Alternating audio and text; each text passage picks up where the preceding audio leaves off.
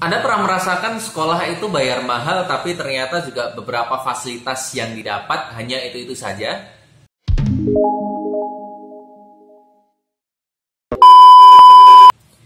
Jika pernah, saya rasa semua orang tua itu merasakan hal ini. Kemarin baru saja saya ngobrol dengan salah satu orang tua, jadi kita tetanggaan gitu ya di sebuah komplek. Pada suatu sore hari dia ngobrol dengan saya, dia lagi resah sebetulnya. Tadi ambil rapor punyanya anak-anak, terus kemudian dia itu dikasih semacam kayak perincian tentang rencana pembiayaan untuk nanti naik di kelas 2. Kebetulan dia naik di kelas 2. Dia cerita seperti ini, Corona sekarang itu 3 bulan hampir sama sekali lah tidak sekolah malah ya. Dia nggak pakai fasilitas sekolahannya. Terus kemudian guru-guru juga ya ngajarnya ya seperti itu. Pengajaran tetap dilakukan tapi tidak seefektif kalau pas lagi di kelas. Terus kemudian yang paling menonjol adalah listrik, AC ya. Terus kemudian untuk biaya lab dan segala macam. Itu kan semuanya juga nggak ada pembelajaran, artinya nggak dipakai. Tapi ternyata tidak ada satupun ya atau sepeser pun dari rincian biaya tersebut yang dikurangi. Nah kita tahu kemarin aja anak-anak kuliah nih yang udah gede, itu mereka demo, mereka protes ke menteri. Mereka minta untuk pembelajaran selama 3 bulan karena ada corona ini, mereka nggak pakai fasilitas kampus, nggak pakai apa-apa dari kampus, itu diminta untuk pembiayaannya tahun depan dikurangi.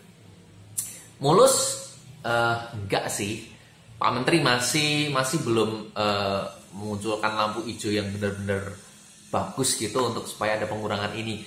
Beberapa yayasan dari kampus-kampus ini memang iya ada subsidi untuk kuota internet ya, terus kemudian ada mungkin SPP tahun depan itu agak dikurangi sedikit gitu kan, ada. Tetapi kalau kita melihat dari situasi yang kita rasakan saat ini, kita tuh harus tahu sebetulnya pendidikan ini itu memang dirancang untuk anak-anak kita berdasarkan kerjasama dari pemerintah, orang tua, dan juga sebetulnya masyarakat. Ini yang biasanya agak kelewatan atau nggak tercover lah gitu istilahnya. Kalau pemerintah jelas dia punya regulasi, terus kemudian dia punya menentukan standar-standar tertentu. Guru sekolah mereka menyediakan layanan kan gitu. Orang tua sayangnya ini orang tua itu masih dianggap sebagai pendonor paling utama. Padahal kalau semisal sekolah itu mau agak kreatif ya, tapi ya ini harus memang sekolah punya idealisme yang paling bagus lah untuk urusan pendidikan. Tidak mengejar profit, ingat tidak mengejar profit, tapi harusnya ada layanan yang memang mewadai. Orang tua kita juga harus sadar. Sekolah ini menyediakan jasa pembelajaran untuk anak-anak, terus kemudian perawatan alat-alat, itu membutuhkan operasional. Tetapi operasional ini tentunya bisa disesuaikan ya, sesuai kemampuan, sesuai pengukuran yang tepat.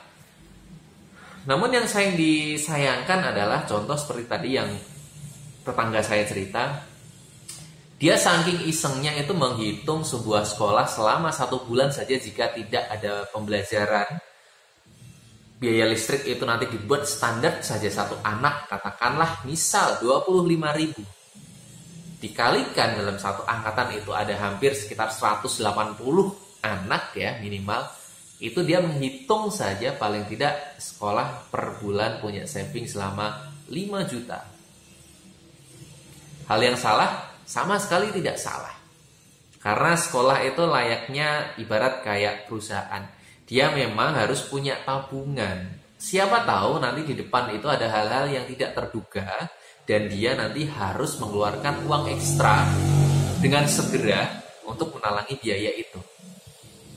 Tapi yang salah adalah pola komunikasinya. Inilah kenapa biasanya kita sering ya salah menganggap sekolahan itu ambil untung. Kadang kita juga sering salah, para sekolahan ini nganggap orang tua itu gak mau bayar.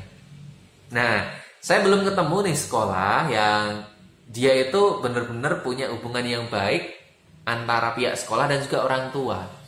Ketika ada rapat tentang pembahasan biaya, janganlah biaya itu, angka itu muncul duluan, jangan harusnya. Angka itu harusnya muncul setelah ada diskusi antara orang tua dan juga para dewan guru atau para pengelola.